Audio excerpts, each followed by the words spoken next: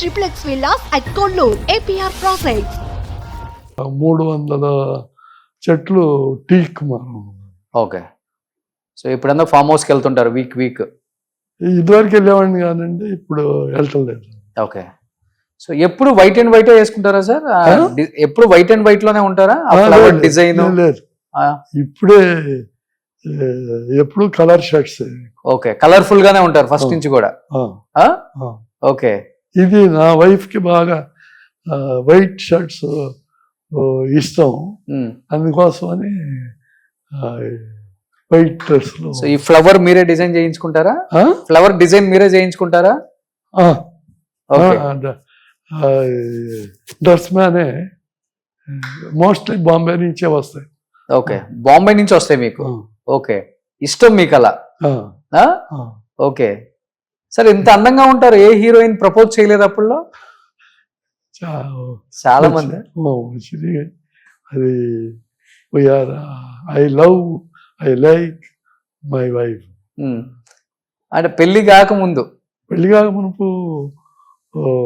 వచ్చినాయి కానీ నాకు ఇష్టం లేదు. ఓకే, అంత స్టార్ హీరోయిన్లే ప్రపోజ్ చేశారు. అందులో ప్రకాష్ రావు గారు అబ్బాయి, పెద్ద డైరెక్టర్. సో మీరు వర్క్ చేసిన హీరోయిన్సే ప్రపోజ్ చేశారా? లేదు. హిందీ హీరోయిన్సా? లేదు, అసలు ఎవరిని ప్రపోజ్ చేయలేదు. మీరు కాదు, వాళ్ళు చేశారు కదా. హిందీలో ఒకళ్ళిద్దరు ప్రపోజ్ చేశారు కానీ నేను already married, please don't talk about that. ఆ టాపిక్ వద్దు. ఓకే, ఎవరు సార్ ఆ అదృష్టవంతులు? చెప్పండి. ఓకే. సో ఫస్ట్ నుంచి కూడా సినిమా అంతే, వేరే అవిగేషన్ లేదు. సూపర్. నాన్నగారు బాగా స్ట్రిక్టా? ఎలా ఉండేవాళ్ళు నాన్నగారు అసలుకి? ఆయన చాలా ఫ్రెండ్లీగా ఉండేవారు. ఏదన్నా తప్పు జరిగితే తప్పు ఇలా చేయొద్దు అని చెబుతూ ఉండేవారు. కొన్ని స్క్రిప్ట్లు ఆయనకి చూపించి ప్రొసీడ్ అయ్యేవాడిని. ఆయన కొన్ని మార్పులు చెప్తే అవి చేసేవాడిని. ఓకే. సో మీకు బ్రదర్కి ఇద్దరికి కూడా హెల్ప్ చేసేవాళ్ళు కథలో? ఓకే. తను కూడా సజెషన్స్ ఇస్తుంటారా? ఈ హీరోతో చేయండి, ఇలాంటి కథలు చేయండి, అలా ఏముండదు? సార్, ఒక సినిమాకి ఎంత తీసుకునేవాళ్ళు సార్ రెమ్యునరేషన్ అప్పుడు మీరు? 1998లో 25 lakhs. 25 lakhs remuneration. తెలుగులో చాలా తక్కువ ఉంటుంది కదా? తెలుగులో ఎంత ఇస్తే అంత 3, 4, 5 అలా, అంతకంటే ఎక్కువ తీసుకోలేదు. నో డిమాండ్ ఇక్కడ. నచ్చిన ప్రొడ్యూసర్కే చేసేవాడు. మీకు బాగా నచ్చిన ప్రొడ్యూసర్ అంటే ఎవరు? ఇక్కడ తెలుగులో రామనాయుడు గారు. తర్వాత ఆర్టిస్టులో రామారావు గారు అడగకుండానే ఆయన ఇచ్చేవాడు అనమాట. ఓకే. మీకు ఎంత కావాలి అండి అని అడిగేవాడు కాదు అసలు. అప్పుడే ఆయన బయట నేను ఎంత తీసుకుంటున్నా దాని మీద ఒక 25,000 ఎక్కువ వేసి ఇచ్చేవాడు. సూపర్. శోభన్ బాబు గారితో ఒక్క ఎక్స్పీరియన్స్ అంటే ఏమని చెప్తారు? ఆయన వచ్చినప్పుడే చుట్టూ అరౌండ్ భలే ఉంటుంది, చాలా పాజిటివ్ గా ఉంటారు అని చెప్తారు అందరూ. డైరెక్టర్ కి మోస్ట్ ఒబీడియంట్ గా ఆయన చెప్పింది చేసేవాడు. కృష్ణ గారు ఒక్కోసారి కొన్ని సజెషన్స్ కూడా ఇస్తాం ఉండేవాడు. ఆయన సొంత పిక్చర్లు నాతోనే హిందీ పిక్చర్లు 3 పిక్చర్లు తీశారనమాట. కృష్ణ గారు. ఓకే. కృష్ణ గారు ప్రొడ్యూసర్. ఓకే. ఆయన బ్రదర్స్ ఫస్ట్ నాతోనే హిందీలో స్టార్ట్ చేశారు. శోభన్ బాబు గారు సౌత్ లోనే రిచెస్ట్ హీరో అని చెప్తారు. చెన్నై ఎక్కడ చూసినా కానీ ఆయనదే. ఆఫ్ ద చెన్నై కొనేశారు అప్పుల్లో. ల్యాండ్స్ మీద ఆయన ఇన్వెస్ట్ చేసినట్టు ఎవరు చేయలేదు అని చెప్తుంటారు. నిజమా సార్ అది? సినిమా ఫీల్డ్ లో వాళ్ళు తెలుగులో శోభన్ బాబు, తమిళ్లో అంటే శివాజీ గారు, ఎంజీఆర్ వాళ్ళు చాలా పెద్ద హై లెవెల్లో కొనేవాళ్ళు. ఓకే. సో ల్యాండ్స్ ఎక్కువ కొనేవాళ్ళు శోభన్ బాబు గారు? ల్యాండ్స్. ఓకే. సజెషన్స్ ఇస్తారంట కదా ఆర్టిస్టులకి, డైరెక్టర్లకు కూడా, ల్యాండ్ మీద ఇన్వెస్ట్ చేయండి వచ్చింది అంటే.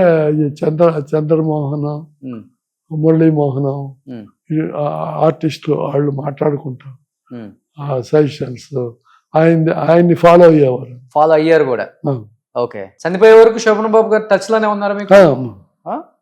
సినిమా అయిపోయిన తర్వాత ఆయన కూడా నిజంగా చెప్పాలంటే రిటైర్మెంట్ ఇచ్చారు, అవును హుందాగా ఉండాలని. అవును.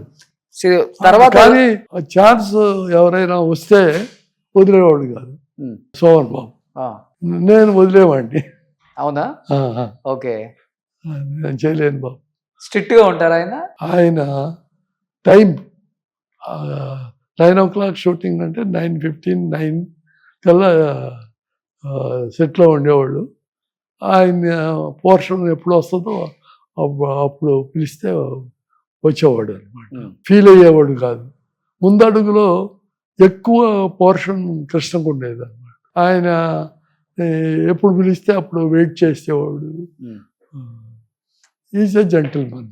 ఓకే, ఆయన gentleman, Krishna more helpful and gentle. So మీరు చేసిన హీరోయిన్స్ లో మీకు బాగా నచ్చిన హీరోయిన్ అంటే? జయప్రద గారు, జయసుధ గారు, వాణిశ్రీ గారు. తెలుగు తర్వాత హిందీలో కూడా శ్రీదేవి. ఓకే, ఫస్ట్ జీనత్ అమన్ బాగా నచ్చేది.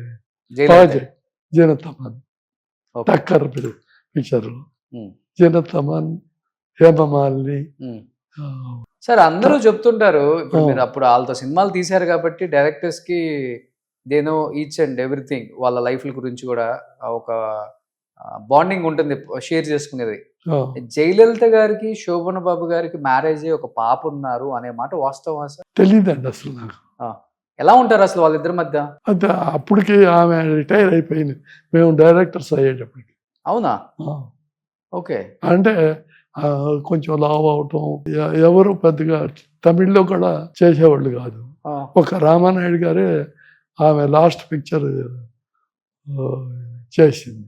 ఓకే, అది ఫ్లాప్ అయింది. తెలుగు వాళ్ళకి మంచి ఇంపార్టెన్స్ ఇస్తారు కదా అమ్మా. ఎప్పుడైనా కలిసారా సీఎం అయిన తర్వాత?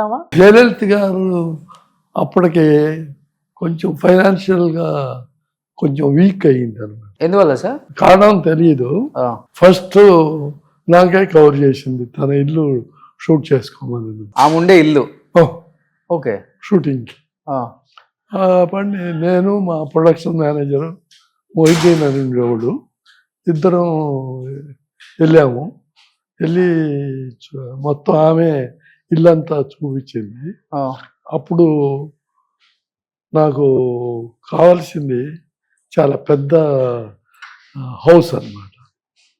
అందుకోసమని సారీ మేడం, నాకు సూటబుల్ కాదు ఇప్పుడు తీస్తున్న పిక్చర్కి అని చెప్పి, ఆ తర్వాత శ్రీధర్ గారిని అడిగి, శ్రీధర్ గారు హిందీ పిక్చర్ ఒక 2-3 days చేశాడు. ఆ తర్వాత ఇంకా ఎవరు చేసి ఉంటారు. ఆ తర్వాత ఎంజిఆర్ గారి దగ్గరికి వెళ్ళిపోయింది.